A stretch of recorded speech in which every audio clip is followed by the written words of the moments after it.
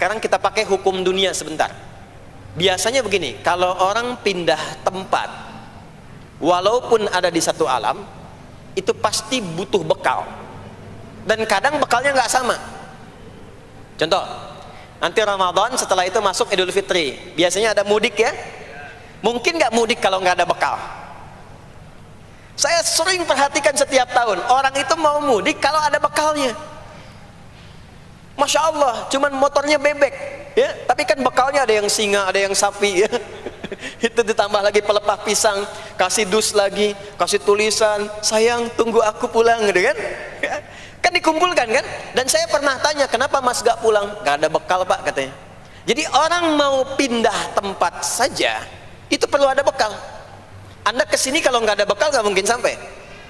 Sekarang kalau pindah dari Indonesia ke Singapura, sama nggak mata uangnya? Beda. Di Malaysia sama nggak? Semakin jauh ke Saudi, ke Amerika, hukumnya mengatakan setiap pindah tempat pasti bekalnya beda. Jangan pernah kita mengharapkan atau membuat hukum sendiri ketika pindah tempat. Jadi sesama dunia saja tempatnya, bekalnya sudah beda. Sekarang Anda menginginkan pindah alam dari dunia ke kuburan, bekalnya pengen sama, mustahil. Makanya sejak kita meninggalkan dunia, semua paket dunia tanggal di atas, pindah ke bawah, selesai. Nih bajunya ini nggak akan ikut nih, ganti. Ya namanya kafan kan, dan di kafan itu sudah nggak ada kantongnya. Coba dicek tuh, ada kantongnya nggak kan kafan tuh? Nggak ada. Dan ini nggak akan dibawa nih, handphone yang bagus lagi dipakai ngerekam nih, nggak akan ikut. Ah saya mau dipakai aja, ntar kalau malaikat nanya man rabbuka, nih sudah pernah ikut kajian. Rombongan Ustaz Adi. Ya beda, ini beda alam. Maka yang ikut apanya? Yang ikut tuh hasanahnya, value-nya, nilai kebaikannya. Ini yang kita yakini, ini yang kita imani. Jadi mumpung masih ada kehidupan, perbanyak. Kalau dulu sadar banyak yang salah, sekarang sisanya ganti dengan yang soleh.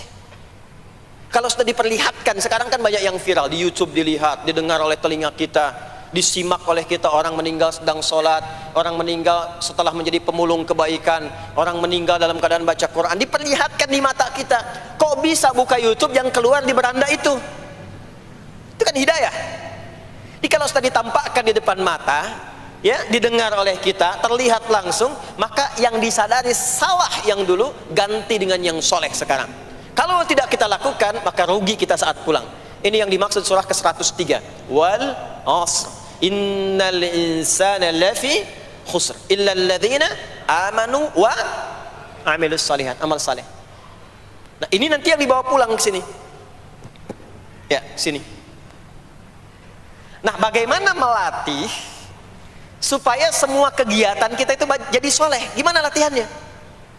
Karena nggak mudah untuk melakukan itu. Belum tentu bangun itu langsung soleh, itu belum tentu. Belum tentu kita makan itu mendapatkan sumber yang benar, dengan cara yang benar. Bagaimana melatihnya? Maka Allah berikan kepada kita waktu-waktu khusus untuk berlatih diri tersambung dengan Allah, yang dengan ketersambungan itu akan menjaga kita di semua keadaan, baik berdiri, jalan, duduk, kerja di kantor, tidur, rebahan. Sekarang banyak kaum rebahaners, ya, tiduran, itu dipastikan kalau tersambung dengan Allah, terkoneksi, semuanya soleh. Karena kalau ingat, ya saya duduk ingat Allah, kalau ingat di pekerjaan ingat Allah, mustahil kita bisa menuliskan sesuatu yang Allah tidak sukai. Tambahin nolnya, ya, bikin paraf, tanda tangan pada proyek yang tidak benar, mustahil. Karena ketika sedang tanda tangan ingat Allah, ya. Nah, dalam bahasa Arab, sesuatu yang tersambung dengan kuat sehingga selalu menempel dan sulit terpisahkan, itu bahasa Arabnya disebut dengan silah. Dari wasala yasilu silah. Ibadah yang melatih kita untuk terus tersambung sehingga ingat pada Allah di setiap keadaan, yang dengan ingat itu menjadikan otomatis amal perbuatan kita ingin dipastikan diridhoi dan disukai oleh Allah, sehingga berubah menjadi soleh. Ibadah yang melatih kita untuk mendapatkan itu disebut dengan sholat namanya. Salat. Makanya salat disebut salat bukan hanya mengandung unsur doa, tapi latihan yang Allah berikan kepada kita untuk mengoneksikan diri kita sehingga dalam semua kegiatan kita ingat Allah. Itu yang dimaksud di Quran surah keempat An-Nisa di ayat ke-103. Ya. Fa idza qadaitumus salata, maka jika Anda telah tuntas mengerjakan salat, fadhkurullah. Ciri orang yang berhasil salatnya adalah dia mampu mengoneksikan dirinya dengan Allah. Makanya kalau sudah selesai salat, kita sudah ingat Allah. Nah, kalau belum ingat Allah, diminta coba ingat lagi. Selesai salat, jangan buru-buru meninggalkan tempat kita salat. Ingat dulu, sambungkan dulu, sehingga saat keluar dari tempat kita salat sudah ingat Allah. Bahasa Arabnya mengingat Allah itu disebut dengan zikir, zikrullah. Karena itu salat disebut dengan zikir. Buka Quran surah ke-20 Thaha ayat ke-14. Saya nggak akan keluar dari Quran hadis sehingga nggak bisa didebat. Nggak bisa didebat. Anda nggak bisa debat karena ini bukan pikiran, karena ini Quran dan hadis. Quran surah ke-20 Thaha ayat ke-14. Innani anallahu la ilaha illa ana fa'budni wa aqimis salata lidzikri. Salat disebut dengan zikir. Zikir itu artinya ingat. Makanya tadi saya katakan di awal, salat itu melatih kita supaya ingat Allah. Karena itu ketika kita salam, assalamualaikum warahmatullahi wabarakatuh, assalamualaikum warahmatullahi wabarakatuh, belum ingat kita kepada Allah, maka diminta zikir pasca salat. Setelah salat ada zikir kan? Dan zikir pertamanya apa? Hadis Muslim, astaghfirullah, astaghfirullah, astaghfirullah. Itu yang paling singkat. Kalau mau agak panjang, astaghfirullahalazim, alladzi la ilaha illa huwal hayyul qayyum wa atubu ilaihi. Kenapa istighfar?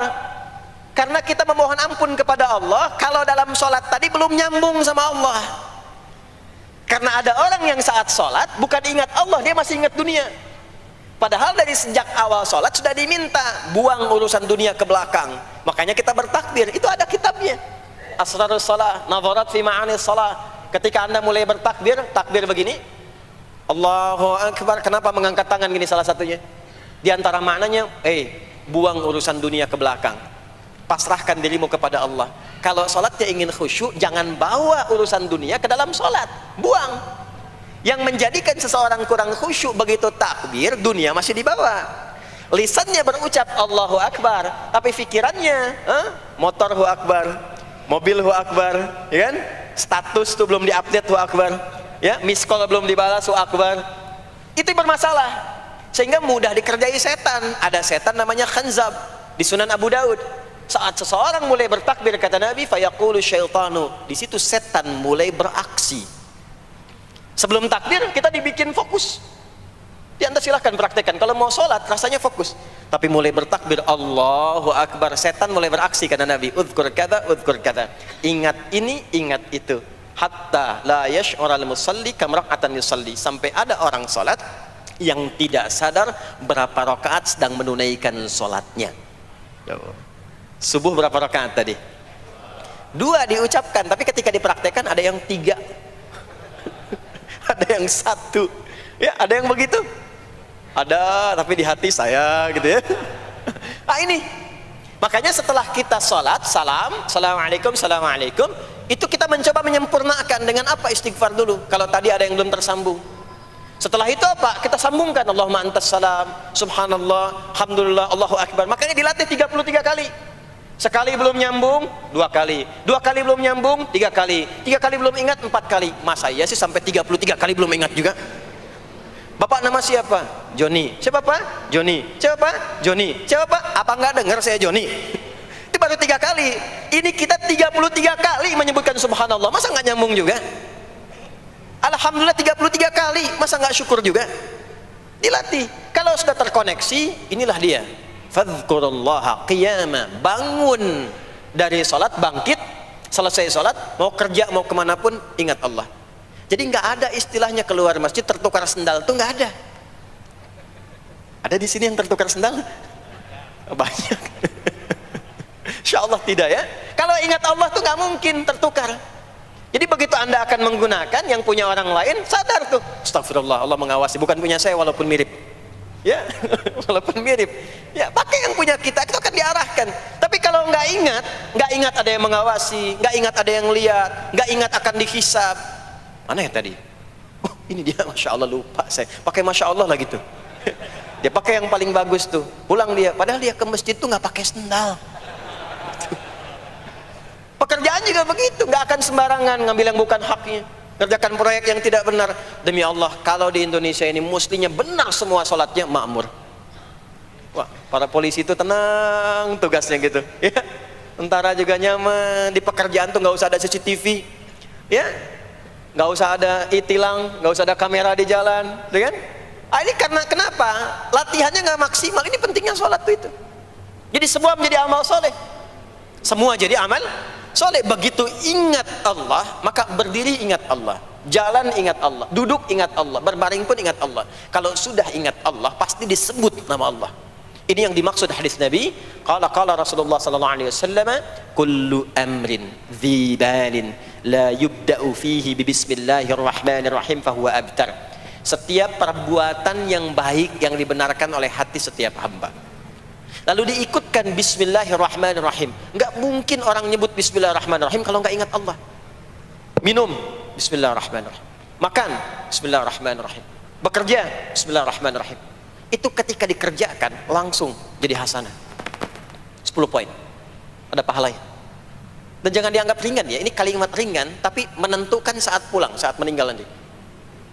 Nah, kalau nggak disebutkan bismillahirrahmanirrahim atau tidak bacakan doa yang menyertainya, maka jadi dunia saja, solehnya hilang, tinggal amalnya. Dibalasnya di dunia, akhiratnya nggak ada. Itu yang dimaksud Quran surah ke-25 Al-Furqan ayat 23. Wa qadimna ila ma 'amilu min 'amalin faj'alnahu haba'an manthura. Kalau ada orang berbuat baik di dunia tapi tidak disertakan niat akhirat, kami balas dunianya. Anda kerja belasan tahun, puluhan tahun untuk dunia aja, dapat gaji, dapat benefit, dapat penghargaan. Ada yang juara, ada yang dapat bintang, champion, ya, ada yang promosi jabatan, tapi niatnya untuk dunia. Allah adil, kata Allah, kerja keras dia untuk dunia, saya balas dengan balasan dunia. Tapi kalau diniatkan akhirat, dunia dapat, akhiratnya pun dapat. Kan kerjanya sama, etosnya sama, di tempat yang sama. Kita niatkan akhirat, gak ada ruginya. Begitu meninggal, dapat. Beruntungnya dan bersyukurnya kita sebagai muslim, kita itu lengkap informasinya. Urusan kubur ada informasinya, akhirat ada informasinya. Silahkan komparasikan dengan informasi dan sumber manapun. Ditemukan nggak yang informasi detil seputar kubur, seputar hisab, seputar kiamat, seputar surga, seputar neraka? Cuma di Islam. Itu yang kita syukuri, supaya kita siap-siap. Bukan sekedar dibaca. Baca ada pahalanya, tapi siap-siap ada konsekuensi kebaikannya. Ini balik ke sini.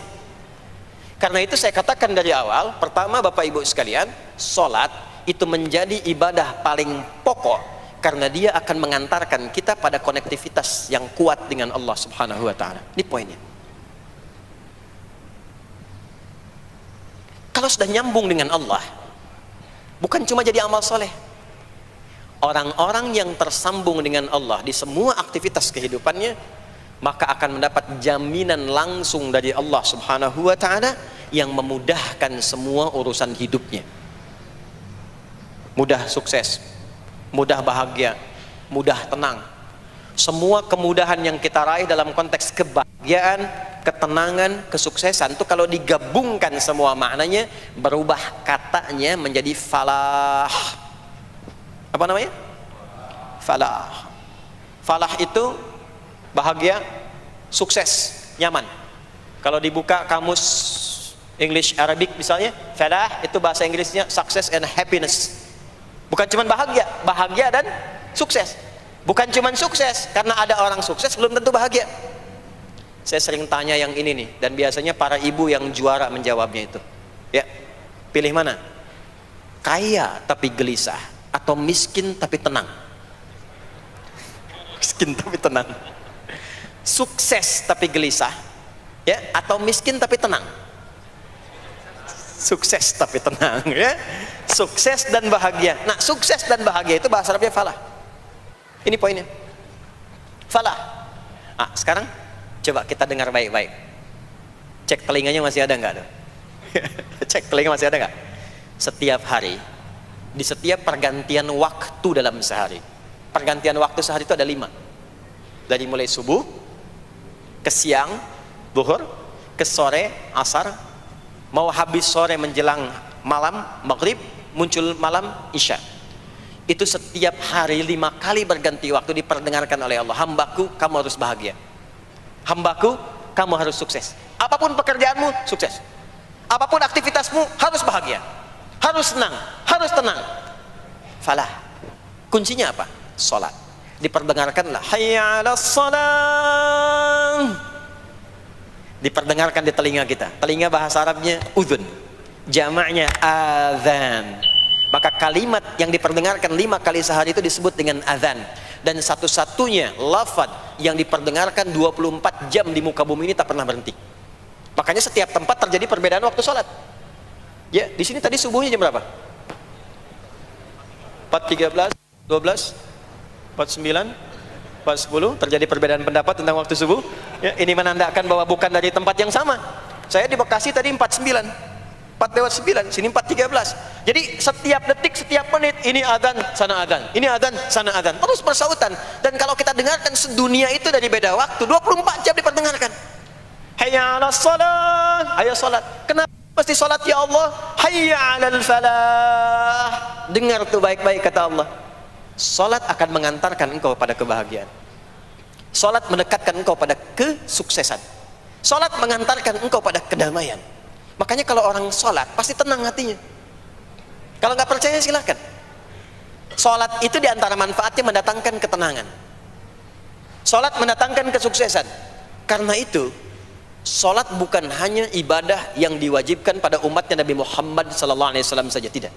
Semua nabi dan rasul yang pernah bertugas di bumi itu semuanya sholat dan meminta umatnya sholat. Hanya memang kita yang paling sempurna menunaikannya, caranya. Ya, dulu umat nabi-nabi lain juga sholat. Contoh, Nabi Musa sholat. Nanti diviralkan di Quran surah ke-20, Thaha ayat 14.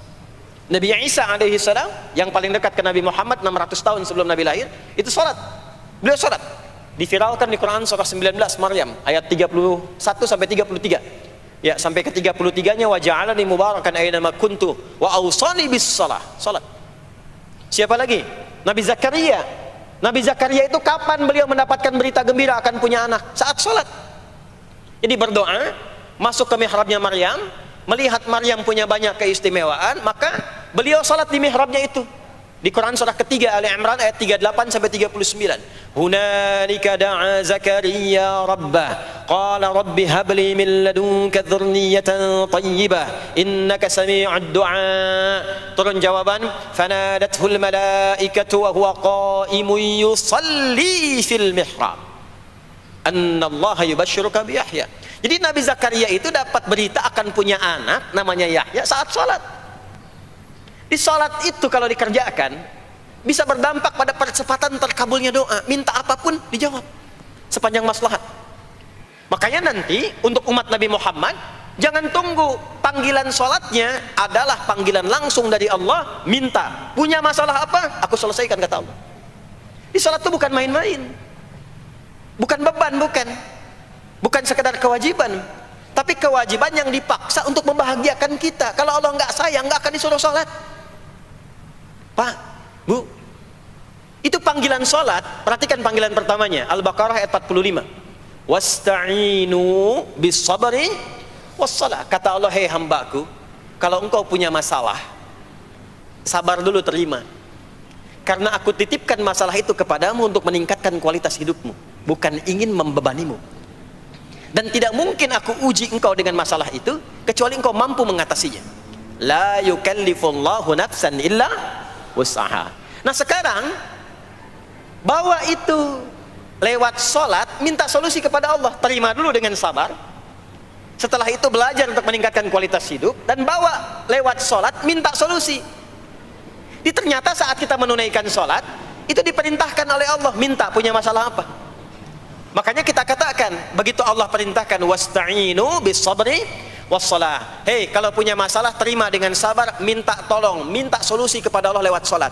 Maka ketika kita minta, kita robah kalimatnya dari wasta'inu, kata perintah, menjadi bentuk permohonan, fi'il mudhari. Iyyaka na'budu wa iyyaka nas. Itu ketika Anda mengucapkan iyyaka na'budu wa iyyaka nasta'in, fikihnya begini, ucapkan di lisan, hadirkan dalam hati dan pikiran kita masalah apa yang sedang kita rasakan. Minta kepada Allah solusinya. Minta. Jadi bukan sekedar diucapkan. Karena hadis qudsinya berbunyi begini, hadis qudsinya. An Abi Hurairah radhiyallahu taala anhu qala, qala Rasulullah sallallahu alaihi wasallam, qala Allah azza wa jalla, Allah berfirman. Saya langsung saja ke bagian kalimat iyyaka na'budunya. Idza qala al-'abdu, kalau seorang hamba berkata dalam salatnya, iyyaka na'budu wa iyyaka nasta'in. Ya Allah, sekarang hamba salat kepadamu, ibadah hanya kepadamu, seperti yang kau perintahkan. Maka hamba memohon kepadamu, ya Allah, seperti yang kau janjikan. Wa iyyaka nasta'in. Lalu hadirkan dalam benak kita, ya Allah, engkau maha tahu sebelum hamba ungkapkan. Hamba punya persoalan ini. Mohon kepadamu, ya Allah, hilangkan semua masalah itu. Berikan hamba solusi yang terbaik. Berikan hamba keberkahan darimu. Itu sekilas hadir dalam jiwa kita. Maka apa yang terjadi? Qala Allah azza wa jalla, dijawab kalimatnya itu, hadza baini wa baina 'abdi wa li 'abdi ma sa'al. Ini perjanjian antara aku dengan hambaku. Kalau hambaku benar sholatnya sampai kalimat ini, apapun yang dia mintakan sekarang, aku akan kabulkan. Sepanjang itu ada maslahat untuk dirinya. Dicontohkan itu oleh Nabi Zakaria. Beliau itu minta saat berdiri, Pak, bukan saat sujud. Dimulai dari berdiri, nanti akumulasinya saat sujud. Itu berdiri aja, kalau benar mintanya dikabulkan. Tidak menunggu selesai sholat. Dan ada fikihnya, nggak sembarangan, ada fikihnya nanti. Ada fikihnya, ya, ada tuntunannya. Poinnya adalah sholat itu solusi. Makanya jangankan Nabi yang tadi saya sebutkan, Nabi Ismail itu saking pentingnya sholat, wasiat beliau yang diviralkan di Al-Quran untuk semua keluarganya sholat. Ada di Quran surah 19 Maryam ayat 55. Wa kana ya'muru ahlahu bis shalah. Kata Allah, dan tercatat Ismail itu pernah berwasiat meminta semua keluarganya, hei, sholat. Jadi kalau kita mau urut sampai ke atas, semua sholat. Muhammad sallallahu alaihi wasallam bin Abdullah bin Abdul Muttalib bin Hashim bin Abdul Manaf bin Qusay bin Murrah bin Kilab bin Ka'ab bin Ghalib bin Fikir bin Malik bin Nadar bin Kinana bin Khuzaimah bin Mudrikah bin Ilyas bin Nizar bin Mudar bin Ma'ad bin Adnan bin Addi bin Adri bin Muqawwam bin Nahur bin Tarikh bin Ya'rub bin Yasjub bin Nabit bin Ismail alaihi salam bin Ibrahim alaihi salam bin Azar atau bin Nahur bin Abir bin Kinan bin Arfakhshad bin Sam bin Nuh alaihi salam bin Mikhlail Matusyalah bin Kinan bin Anwas bin Thith bin Adam alaihi salam. Semua salat. Coba ulangi itu. Semua salat. Para nabi salat, para rasul salat. Anda bukan nabi, bukan rasul, nggak mau sholat dan pengen mudah hidupnya, pengen masuk surga Firdaus lagi, Anda sehat. Jadi ini pentingnya sholat itu bukan cuma kewajiban, tapi diwajibkan, dipaksa dengan wajib itu supaya bahagia, supaya falah. Makanya kalau ada panggilan azan, cara memahaminya ini falah. Oh, ini solusi saya di sini nih, kebahagiaan saya ada di sini, kesuksesan saya ada di sini. Ya, makanya ketika dipanggil oleh muadzin, hayya 'alas shalah, labbaik, siap saya. Di sini. Ini poinnya. Nah, saya sambungkan kembali, ya. Ketika seseorang dilatih lewat salat dan sudah mulai tersambung dengan Allah Subhanahu wa taala, maksudnya ingat Allah, tertatalah semua aktivitasnya.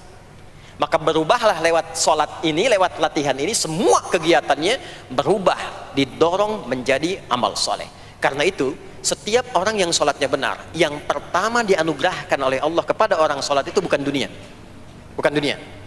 tapi perubahan perilakunya menjadi lebih baik. Jadi bukan kaya dulu, ya. Abdurrahman bin Auf tuh hijrah masuk Islam, dilatih sholat, malah hartanya hilang semua, dirampas.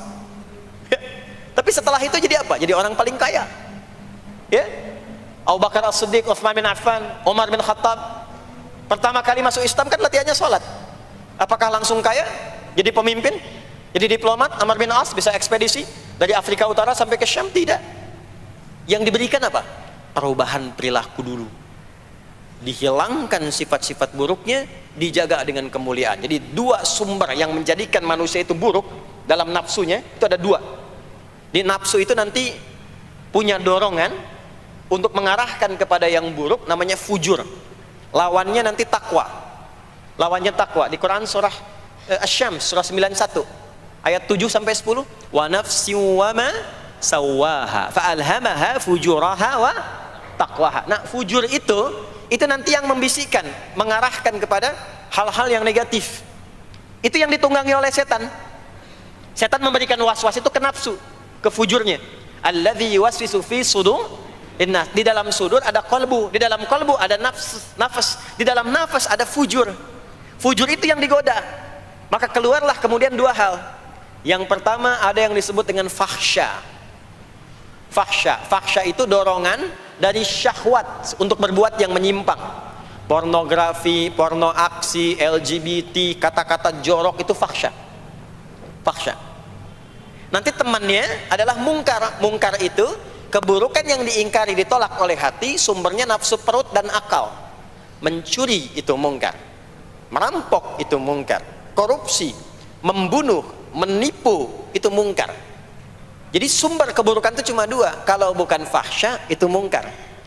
Orang yang sholatnya benar, maka parameternya itu, ukuran pertama kali dia dapatkan adalah ditutupnya oleh Allah, dijaganya oleh Allah keadaan nafsunya, sehingga dia tidak dikontrol oleh perbuatan fahsya dan mungkarnya. Maka aktiflah sinyal takwanya. Takwa itu lawan nafsu. Makanya nanti kaitan takwa dengan nafsu sama-sama disebutkan. Nafsu 115 kali, takwa yang terkait fungsi nafsu 115 kali. Takwa digembosi, ya, awas, diwaswasi oleh setan, setan disebutkan 88 kali. Takwa disupport oleh malaikat, malaikat di Quran disebutkan 88 kali. Ini bukan ilmu tak-atik, hitung sendiri aja kalau mau. Itu menarik tuh. Karena sama, kalau Anda mendengar suara adzan kan ada bisikan kan? Cepat, sudah adzan, siap-siap. Itu malaikat tuh. Tapi begitu selesai adzan, la ilaha illallah, tenang, baru adzan, belum qomat. Itu setan. Terus dua-duanya tuh, ya, memberikan bisikan, yang satu mensupport dan seterusnya. Yang paling menarik adalah kalau sholat kita benar, maka sinyal takwa aktif. Makanya amalan takwa pertama itu sholat. Setelah beriman, amalan takwa pertama sholat. Al-Baqarah ayat 2 dan 3. Dzalikal kitabu la raiba fi hudal lil muttaqin. Siapa muttaqin, orang takwa di situ? Ayat 3-nya, alladzina yu'minuna bil ghaibi wa yuqimunas sholat. Jadi kalau sholatnya aktif, takwanya aktif, sinyalnya aktif, sinyal itu yang akan menutup fahsya dan mungkar. Maka turunlah Quran surah ke-29 ayat ke-45.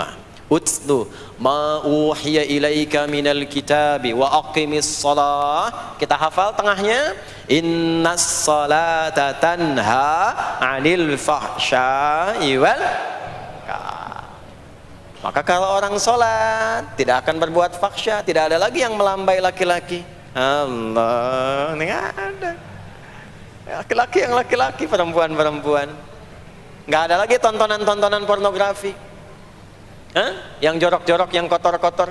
Nggak ada lagi kata-kata kotor di lisan itu, karena lisannya dilatih untuk mengucapkan yang baik-baik. Allah, sami Allahu liman hamidah, subhanallah, alhamdulillah, Allahu akbar.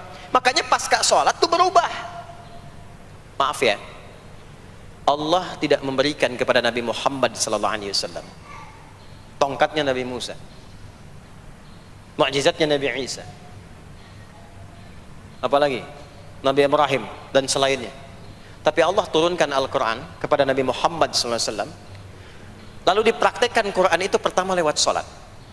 Anda tahu apa yang terjadi? Nabi Muhammad itu diutus oleh Allah dalam lingkup masyarakat yang sangat terbelakang dan hatam kriminal. Jadi kriminalnya bukan dikerjakan, hatam. Dan nyaris tidak kenal kebaikan, makanya disebut dengan jahiliyah. Kalau Bapak Ibu tanya di zaman Nabi, ya maaf, ada pezina? Bukan cuman ada, hatam, perfeksionis zinanya. Itu. Membunuh itu, ya, mabuk, ada orang mabuk kekinian di zaman jahiliyah. Pemabuk amatir itu 5 kali sehari mabuknya. Yang amatir. Jadi kalau baru mabuk sekali, 2 kali, itu coba-coba. Amatir itu 5 kali. Pembegal. Ya, sekarang kita dengar berita ada begal ini itu. Jahiliyah itu sekampung begal semua. Kampung Gifar. Tapi Allah menghendaki Rasulullah latih lewat salat. Apa yang terjadi? Berubah jahiliyah itu, berubah menjadi khairu ummah, umat terbaik yang paling teladan, yang menginspirasi, yang pernah berkehidupan di bumi. Sampai persaksiannya dari Allah langsung, turun Quran surah ketiga Ali Imran ayat 110. Kuntum khaira ummatin ukhrijat linnas. Jadi kalau ada orang dermawan, itu yang paling dermawan. Kalau ada orang sabar, itu yang paling sabar. Kalau ada pasar yang paling ideal, itu yang paling bagus. Berubah itu. Ya. Kenal Abu Dzar Al-Ghifari? Ayo kenal. Enggak. Abu Dzar Al-Ghifari itu nama aslinya Jundub bin Junadah. Di antara pemimpin begal di zamannya. Dari kota Ghifar. Ghifar itu kampung begal asalnya. Ya, alhamdulillah. Masuk Islam. Datang ke Mekah. Bertemu dengan Rasulullah.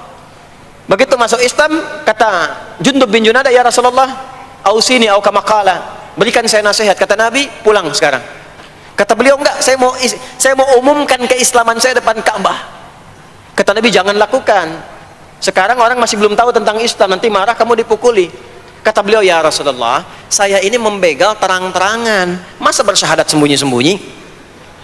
Maka keluar ke depan Ka'bah, dia katakan, ya ma'asyara Quraisyin, hei semua orang Quraisy. Datang orang, ushidu bi annahu la ilaha illallah wa anna Muhammad Rasulullah. Aku bersaksi, syahadat la ilaha illallah Muhammad Rasulullah. Kalian mau apa? Dipukulin sampai pingsan. Sampai ketika akan diteruskan, ada riwayat mengatakan datang Sayyidina Ali bin Abi Thalib, ada yang mengatakan Sayyidina Hamzah ya bin Abdul Muttalib radhiyallahu ta'ala anhuma jami'an. Datang menyampaikan, jangan teruskan. Kalau ini meninggal, ini wafat, kita akan celaka karena kafilah kita akan lewat desa Ghifar. Kalau lewat Ghifar gak akan berhasil niaga kita, katanya. Ya, karena akan dihabisi semua ini orang Ghifar. Maka dibiarkan pergi, pulang. Tahu apa yang terjadi? Begitu Nabi hijrah ke Madinah, dikagetkan dengan suara kaki yang berdecak kencang, bang bung bang bung bang bung. Ternyata ada berita gembira, sekampung begal Ghifar itu masuk Islam semuanya, berubah jadi baik. Untuk menginspirasi generasi kemudian, maka dipopulerkanlah oleh beliau kunyahnya dengan nama daerahnya. Sayalah Abu Dzar Al-Ghifari. Al-Ghifari itu maksudnya apa? Dulu saya ini berasal dari Ghifar, kampung saya kampung begal. Cuma karena saya masuk Islam, diajarin sholat, diajarin baik, sekampung baik semua. Ya. Makanya orang-orang Arab setelah itu, bahkan non-Arab, kalau datang memperkenalkan daerahnya. Imam Al-Bukhari, itu nama aslinya bukan Al-Bukhari. Nama aslinya Muhammad, punya bapak namanya Ismail, punya kakek namanya Ibrahim, kakek buyutnya Al-Bughirah, yang buyutnya Al-Bardizbah, tinggal di kecamatan Ju'fah, Kabupaten Bukhara, Provinsi Khorasan, sekarang negaranya Uzbekistan. Karena berasal dari Bukhara, datanglah beliau kemudian ke Arab, sekarang ke Jazirah, ke Mekah, ke Madinah, memperkenalkan, saya bukan orang Arab, saya dari Bukhara. Rumusnya tambah alif lam di depannya, ujungnya tutup dengan i. Al-Bukhari, saya dari Bukhara. Diperkenalkan, maksudnya apa? Islam sudah masuk ke tempat saya, orang-orangnya sudah baik, orang-orangnya sudah khusyuk. Itu memperkenalkan. Orang tua kita Syekh Yasin dari Padang, maka diperkenalkan Syekh Yasin Al-Padangi. Syekh Ahmad Khatib dari Minangkabau, Syekh Ahmad Khatib Al-Minangkabawi. Syekh Abdul Somad dari Palembang, Syekh Abdul Somad Al-Palembangi. Syekh Nawawi dari Banten, Syekh Nawawi Al-Bantani. Ya, nanti ada Pak Ghafur dari Pondok Indah, ya, Masjid Raya Pondok Indah, datang ke Mekah umrah haji, ana Ghafur al Masjid Raya al Pondok Indahi gitu. Itulah salat. Jadi salat itu merubah keadaan kita lebih baik. Itulah sebabnya kenapa 5 waktu, karena Allah inginkan di setiap waktu kita jadi orang baik, di setiap waktu kita bahagia, setiap waktu selesai persoalan. Datang masalah subuh, ya, antara subuh ke zuhur kan ada masalah tuh. Nggak mungkin ada orang dari subuh ke zuhur nggak punya masalah tuh, nggak mungkin. Tuh wajahnya udah kelihatan tuh. Ya, makanya kita datang, ya, menghadap kepada Allah, minta diselesaikan, minta diberikan taufik, sujud kita, diberikanlah solusi. Zuhur ke asar ada masalah, datang saat asar. Asar ke maghrib punya masalah, datang. Makanya semua ulama dulu seperti itu. Al-Bukhari itu menuliskan kitab sahihnya itu 16 tahun. Setiap satu hadis akan ditulis, salat dulu. Salat dulu. Begitu tenang, nyaman, baru tuliskan. 16 tahun. Itulah salat. Nah, dari sekian waktu yang 5 kali itu, ada waktu yang spesial. Waktu spesial inilah yang ingin saya bahas, yang tadi disampaikan dalam pengantar sambutan. Jadi ini inti yang mau saya katakan. Ini barusan muqaddimah tuh. Barusan muqaddimah. Baik. Kan kita salat berapa kali sehari? Kita hitung. 1, subuh. 2, zuhur. 3, keempat, yang kelima, isya. Berapa jumlah rakaatnya? 17. Baik ya. Itu nomor telepon untuk koneksinya. Koneksi kita dengan Allah nomornya catat ya, 24434. Ya, kalau ditanya berapa nomor koneksi dengan Allah? 24434. Subuh 2, zuhur 4, asar 4, maghrib 3, isya 4. 5 waktu kan? Baik. Di 5 waktu ini kita dijaga, diinginkan menjadi hamba yang baik, bahagia, nggak lekat dengan masalah, tuntas semua. Saking sayangnya Allah sama kita. Kalau nggak sayang nggak disuruh sholat. Itulah sebabnya ketika diperintahkan menunaikan waktu sholat, diberikanlah gambaran waktunya. Tapi yang jadi persoalan kita sekarang yang akan dibahas, di antara sekian waktu itu ada waktu-waktu yang spesial. Ada waktu-waktu yang spesial. Dari mulai subuh ke isya itu ada yang dispesialkan oleh Allah karena ada bonus berlipat di dalamnya. Waktu apakah itu? Mari kita bacakan dulu mulai dengan Quran surah kedua ayat 238. Paling kanan sebelah atas di mushaf standar. A'udzubillahi minasyaitonirrajim. Bismillahirrahmanirrahim. Mohon izin saya agak lambatkan sedikit ritmenya karena ini inti yang mau kita bahas. Tadi muqaddimah makanya saya percepat ya. Hafizu 'alas salawati was salatil wusta wa qumu lillahi qanitin. Hafidhu. Kalau Bapak Ibu lihat mushaf terjemah, diterjemahkannya dengan jagalah. Jagalah itu ihfadhu, hafidha yahfadh. Tapi kalau ada alif setelah hafidhu, itu berarti fi'il madhinya, past tense-nya, akar kata kerjanya hafadha, yuhafidhu. Alifnya mufa'alah, bermakna saling. Jadi mengartikannya begini, hafidhu 'alas salawati. Hei, hendaklah kalian saling menjaga waktu sholat. Kalau saling itu sendirian atau banyakan? Banyakan. Jadi kalau bapak di rumah ada 5 orang, bapak, ibu, dan 3 orang anak, maka jangan sholat sendirian, Pak. Ingatkan anaknya, ingatkan istrinya. Istri bangun duluan, ingatkan suaminya. Makanya waktu sholat itu, maaf, jangan cuma disandarkan pada azan yang kita dengar di masjid, harus hafal. Bahkan nanti gini, di Quran surah keempat ayat 103 itu, di ujung ayatnya, itu ada penanda ciri standar orang beriman. Maaf, kita tanya dulu nih, kita beriman tidak hari ini? Halo, beriman? Hati-hati ya, karena kata Nabi ada yang subuh beriman, sorenya sudah kufur tuh. Ya, yusbihu mu'mina wa yumsi kafira. Hati-hati ya. Yuk, apa ciri orang beriman tuh? Iman itu konfirmasinya bisa didapatkan satu melalui suara adzan. Adzan itu sama dengan penanda waktu sholat. Tahu dari mana iman itu bisa dicek dengan suara adzan? Quran surah ke-8 Al-Anfal di ayat yang kedua. Innamal mu'minuna alladzina idza dzukirallahu wajilat qulubuhum. Sungguh insan beriman itu ciri standarnya bisa dilihat. Kalau disebutkan nama Allah, ada konfirmasi iman dalam hatinya. Jadi iman itu letaknya di kolbu. Nanti konfirmasinya lewat suara adzan, dipanggil, disebutkan nama Allah. Makanya disebutkan nama Allah 5 kali dalam sehari untuk mengecek iman ada nggak dari subuh sampai isya.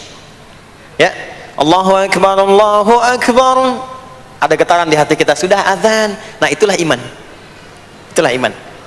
Makanya orang yang punya iman dengan yang belum punya iman akan beda getarannya. Ini hanya dimiliki oleh orang yang punya iman saja. Yang belum punya iman nggak bisa, nggak punya itu. Allahu Akbar, Allahu Akbar. Surah apaan nih? Toanya kencang banget, ya.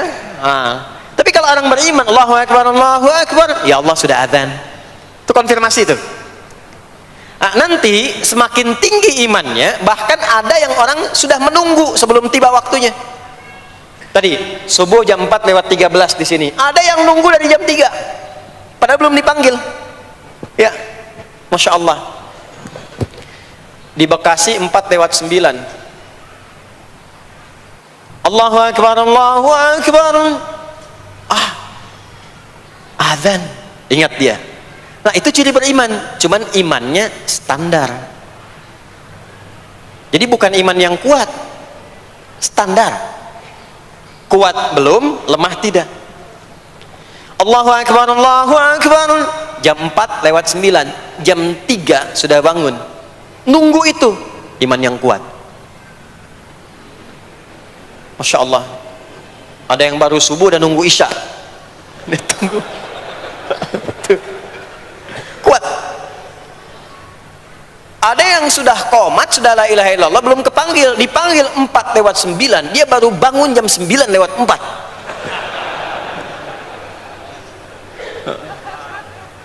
Tuh. Nah, ini iman lemah di bawah. Ciri standar, karena dipanggil ingat, maka ciri standar orang beriman itu tahu waktu sholat. Harus tahu Pak, Bu. Itu standarnya.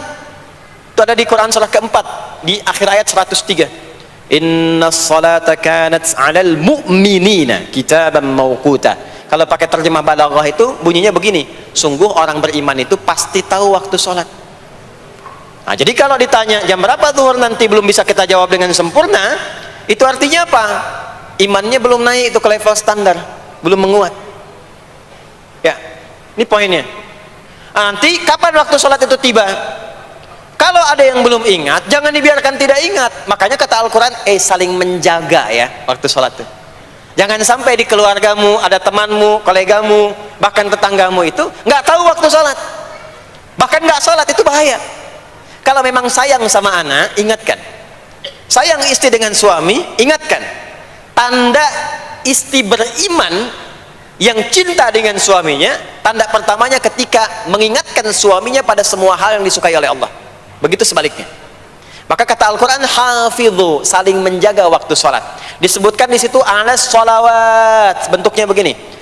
Tulisannya alif, lam, waw, alif, ta maftuha begini. Alas, begini tulisannya. Karena nanti ada yang begini, as-sholat, ada yang begini. Biar saja, nggak usah. Ada yang begini, ta marbutah. Seperti Al-Baqarah ayat 3, alladzina yu'minuna bil ghaibi wa yuqimunas shalah. Begini tulisannya. Ada yang begini, as-salat pakai alif, ta, gini. Tapi di Al-Baqarah ayat 238 tulisannya begini, alas salawati, taknya terbuka. Secara singkat begini, secara singkat. Kalau tulisannya begini, maka yang dimaksud salat fardu. Yang dimaksud salat apa? Salat fardu. Salat fardu itu ada berapa? 5 waktu. Maka kata Allah, hei, saling jaga ya. Waktu salat yang fardu itu yang 5 waktu. Di antara yang 5 itu ada yang spesial. Was-shalatil wusta. Waktu yang pertengahan. Tengah-tengah. Di antara 5 waktu itu. Yuk kita tuliskan dulu sebentar. Sebentar. Salat ada salat apa saja? Subuh, kemudian zuhur, kemudian asar, kemudian nggak cukup, ambil ke sini, maghrib, kemudian isya. Subuh, zuhur, asar, pindah sini, maghrib, isya. Lihat rumusnya. Jadi yang sholat pertengahan yang mana? Jangan lihat tulisannya itu, ya, karena subuh di tengah-tengah disebutnya subuh ya. Sholat pertengahan yang mana? Asar apa subuh? Subuh apa asar? Apa dalilnya? Kita pakai dalil. Nah, sholat pertengahan itu disebutkan oleh Nabi itu ada 2. ada subuh dan asar. Qala Rasulullah sallallahu alaihi wasallam yata'aqabuna fiikum malaikatul laili wa malaikatul nahari fi salatil asri wa fi salatil fajri. Berebut semua malaikat yang bertugas di siang dan malam, berebut membersamai kita. Kalau berebut itu artinya kalau ada yang berdoa diaminkan, kalau ada yang mohon ampun diistighfarkan oleh malaikat. Jadi malaikatnya minta kepada Allah, ya Allah ampuni si fulan, ya Allah ampuni si fulan, ya Allah si fulan, dan seterusnya sampai selesai. Itu khusus di salat asar dan salat subuh. Sampai kemudian thumma yas'aduna ila sama, kemudian mereka para malaikat itu kembali bertugas masing-masing, lalu Allah mengonfirmasi kepada mereka untuk menunjukkan kebenaran tugas malaikat yang tidak bermaksiat. Allah Maha tahu tentang hambanya, Maha tahu. Tapi Allah ingin menunjukkan kepada kita apa yang benar dari lisan malaikat itu, yang nggak pernah berdusta. Ya, maka Allah bertanya kepada malaikat, bagaimana keadaan hambaku ketika engkau tinggalkan? Maka disampaikan oleh malaikat itu, ya Allah, aku meninggalkan hambamu si fulan, dia sedang menunaikan ibadah, dia sedang sholat kepadamu, dan khusyuk berdoa, dan seterusnya. Maka apa jawabannya? Saksikanlah, ketika malaikat menyampaikan sedang ibadah, maka turun bonus dari Allah untuk mengampuni dosa si hamba itu. Itulah manfaatnya waktu pertengahan. Waktunya disebutkan di hadis ini asar dan subuh. Antara asar dan subuh itu masih ada yang unggul, ada yang istimewa lagi. Apa yang istimewa? Antara asar dan subuh yang istimewa terletak di subuhnya. Jadi dari 5 waktu ini, yang pertengahan asar dan subuh, karena amal di bawah ditunjukkan untuk mendapatkan penilaian langsung dari Allah seketika dan memberikan jawaban dari apa yang kita inginkan, asar dan subuh. Tapi dibandingkan asar dengan subuh, bila keduanya dibandingkan, dua-duanya mulia. Maka subuh punya kemuliaan yang tidak dimiliki oleh asar. Ya, makanya nanti asar bisa bertemu dengan zuhur, masih ada jama, masih ada qasar. Maghrib ketemu isya, masih ada jama, ada qasar. Ya, tapi subuh nggak bisa dijama, nggak bisa dikosor. Ya. Makanya subuh letaknya jauh, ke isya jauh, ke zuhur jauh. Ya, saya mau jamaah, ya jama antara isya dengan subuh biar nanti bangunnya sekalian gitu, nggak bisa. Ya, maghrib masih bisa dijama dengan isya, isya dikosor dari 4 jadi 2. Maghrib nggak bisa dikosor karena 3 nggak mungkin jadi 1,5. Ya, zuhur udah 2, masa mau dikurangin lagi? Subuh udah 2, nggak mungkin dikurangi lagi. Maka dari itu subuh menyendiri-sendiri. Nah, ada apa kemuliaan di subuh itu? Maka turunlah Quran surah ke-17 ayat 78 yang tadi saya bacakan di awal.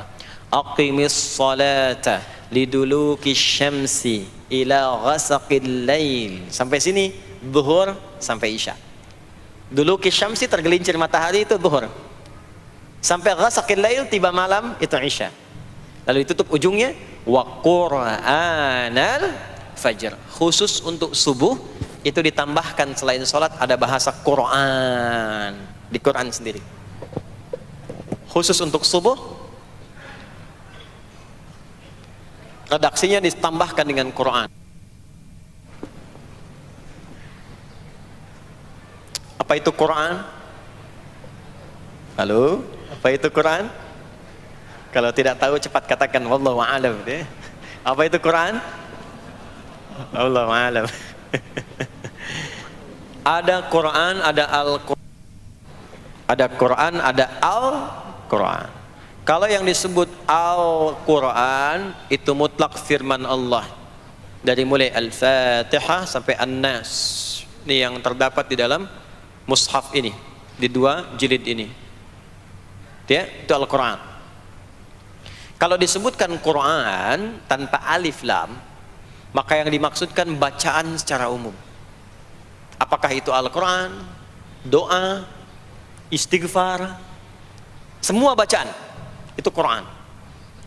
Kemuliaan sholat subuh itu dimulai sejak waktu fajar, matahari mulai keluar sinarnya untuk membelah gelapnya malam, itu sinarnya disebut dengan fajar.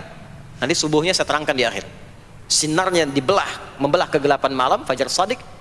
Maka pada saat itu bukan hanya sholatnya yang punya keistimewaan seperti sholat asar tadi, tapi semua bacaannya langsung dijawab seketika oleh Allah Subhanahu wa Ta'ala, dipersaksikan oleh seluruh malaikat dan dijawab langsung oleh Allah Subhanahu wa Ta'ala.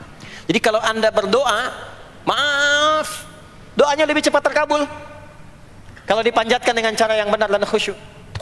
Kalau Anda istighfar, langsung dijawab. Kalau kita baca Quran, pahala langsung dituliskan berlipat. Itulah kemuliaan waktu fajar. Jadi Allah sendiri yang menyampaikan, bukan cuma sholat yang penting, semua bacaannya itu langsung didengar, langsung direspon, langsung dipersaksikan. Karena itu ada anjuran bahkan dari Al-Quran, dan ini dikerjakan oleh semua sahabat, saking pentingnya sholat subuh itu, waktu fajar itu, bahkan mereka bangun dan menunggu sebelum tiba fajar. Maka disitulah muncul kemudian tahajud. Maka muncullah kemudian istighfar sebelum waktu subuh. Ya, ada amalan. Ini saya mau kasih rahasia ya. Tapi tolong jaga, ini antara kita saja di sini. Ya, rahasia. Ada waktu sebelum subuh. Cuman 15 sampai 20 menit kurang lebih. Ingat ya, kalau dikonversi sekitar 15 sampai 20 menit waktunya. Namanya waktu sahar. Sahar, jamaknya ashar. Jamak itu karena setiap hari oleh Allah dikasih itu. Sahar, jamaknya ashar. Rahasianya di mana? Bapak Ibu, ini waktu yang paling cepat untuk terkabulnya doa. Anda mau minta apa saja, hadisnya qudsi. Ibadi, kata Allah, hambaku, siapapun yang bermohon sekarang aku kabulkan, yang minta aku berikan. Wa man istaghfara li ghafartu lah. Siapa yang minta ampunan, istighfar, aku ampuni dia sekarang juga. Baik, Bapak Ibu, begini saya tanya nih, kalau ditawarkan minta apa saja diberi, ya, terus minta ampun juga diampuni, pilih mana? Minta apa saja diberi, mau minta apa saja, atau mau minta ampunan istighfar, pilih mana? Jujur aja, kalau ada proyek nilainya 100 miliar, ya, ada utang 1 miliar belum ditutup, terus belum minta apa saja diberikan, pilih mana? Minta 100 miliar potensi dikabulkan, atau minta diampuni dosa, pilih mana? Pilih salah satu, nggak usah dua-duanya. Oh, ada tawaran dikasih 100 miliar atau diampuni dosa, pilih mana? Ampuni dosa. Pelan banget ya. Kata ibu kalau bisa dua-duanya gitu. Coba, kalau ada rumus begini, Anda disuruh memilih apakah dunia dan seisinya atau memilih ampunan Allah, maka pilih ampunan Allah. Karena nanti ada rahasia yang kedua. Banyak rahasia ini. Ada rahasia istighfar. Istighfar itu kalau sudah menyatu dengan jiwa kita, sudah terbiasa, maksudnya biasa istighfar, dan jadi karakter, jadi kebiasaan. Bukan hanya pasca sholat, di mobil istighfar, di kantor masuk istighfar, sudah kebawa, udah refleks itu. Faidah keutamaan untuk orang yang rajin istighfar itu ada dua. Satu, diampuni dosanya oleh Allah, yang cirinya nanti akan dijaga dari maksiat. Ya, bukan maksum, karena maksum itu untuk para nabi, untuk para nabi dan rasul. Manusia nggak ada yang maksum selain nabi dan rasul. Maksudnya apa? Diberikan petunjuk oleh Allah untuk menjaga diri, sehingga ketika dosanya diampuni, dia nggak berbuat dosa itu lagi. Mata biasa melihat yang tidak baik, tobat, diampuni dosa mata itu, cirinya adalah mata nggak senang lihat yang nggak baik lagi. Itu dosa mata diampuni, ciri tobat diterima. Maka istighfar itu menggugurkan dosa-dosa dan menjaga kita dari perbuatan salah. Yang kedua, orang yang sudah terbiasa beristighfar, itu doa cepat dikabulkan, bahkan sebelum ia memintanya dan memohonkannya. Jadi sebelum melafazkannya, itu bisa terjadi Allah sudah mengabulkannya. Itulah kemuliaan istighfar. Nah, orang-orang yang istighfar menunggu waktu datangnya fajar, itu mendapatkan kemuliaan langsung dari Allah, sampai dikatakan di Al-Quran, disebutkan sebagai orang-orang yang akan menghuni taman surga yang sekarang sedang beraktivitas di dunia. Itu ada di Quran surah ke-51 ayat 15 sampai 18. Yang istighfarnya di ayat 18. Ya, jaminan surganya ayat 15, 16, 17-nya tentang tahajud. Innal muttaqina fi jannatin wa 'uyun akhidhina ma atahum rabbuhum innahum kanu qabla dhalika muhsinin. 17-nya kanu qalilan minal laili ma yahja'un. Bahkan nunggu waktu sahar, nunggu subuh, tahajud dulu. Kemudian 18-nya, wabil ashari hum yastaghfirun. Istighfar. Istighfar, istighfar, istighfar. Sampailah tiba dia waktu fajar subuh. Ya. Itu selesai dia istighfar, dapat kesempatan subuh, sholat dulu 2 rakaat. Itu saking tingginya waktu itu, nilainya kata Nabi melebihi dunia dan seisinya. Melebihi dunia dan seisinya. Masya Allah. Makanya muncul kemudian sabda Nabi, raka'atul fajri khairum minad dunya wa ma fiha. 2 rakaat subuh ini daripada dunia dan seisinya. Itu asalnya di sini. Jadi memang subuh itu mesti diperjuangkan. Dan subuh itu generatornya, kalau subuh sudah bisa konsisten, yang lainnya ikut. Subuh itu kalau sudah konsisten, subuh ke masjid jamaah, subuh jamaah, bangun tahajud, istiqamah, istighfar. Itu kalau subuhnya sudah bagus, yang lainnya ikut. Ya. Makanya ada kaum yang sekarang sangat khawatir jumlah orang Islam kalau sholat subuh itu seperti sholat Jumat, sangat takut itu. Ya, ada ini viral kisahnya, viral. Saya nggak ceritakan pun Anda bisa dengar. Ya, jadi ada golongan orang Yahudi yang selalu mengamati jamaah sholat subuh umat Islam, dan dia melihat, ya, ketika mulai ramai, dia mulai katakan, kenapa Anda selalu mengamati itu? Ya, sebab kami lihat kalau jumlah jamaah subuhnya sudah seperti sholat Jumat, itulah kemakmuran, kebangkitan dan kebaikan umat Islam akan tumbuh kembali. Jadi akan berpengaruh kepada yang lainnya.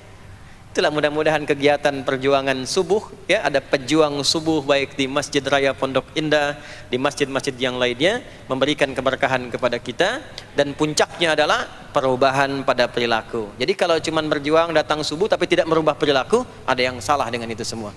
Ada yang tidak tepat, ada yang belum sempurna. Itu yang bisa kita sampaikan sebagai kajian pembuka kita di kesempatan kali ini. Mudah-mudahan ada manfaat yang bisa kita dapatkan. Kesimpulannya adalah salat adalah inti amalan kita yang bisa merubah alur kehidupan kita dunia dan akhirat. Salat kunci kebahagiaan, salat kunci kesuksesan, salat kunci datangnya rahmat Allah Subhanahu wa taala. 2, Allah meminta kita menunaikan salat 5 kali dalam sehari untuk memudahkan semua urusan kita di setiap waktu dalam sehari itu. Dan yang ketiga, di antara sekian 5 waktu itu ada waktu-waktu yang istimewa, yaitu asar, dan yang paling istimewa adalah subuh ataupun fajar. Mudah-mudahan kita bisa konsisten menunaikan dan menjaga waktu salat itu sampai kita pulang kepada Allah dalam keadaan husnul khatimah. Sementara itu yang disampaikan. Baik, mudah-mudahan ada keberkahan dari apa yang telah disampaikan.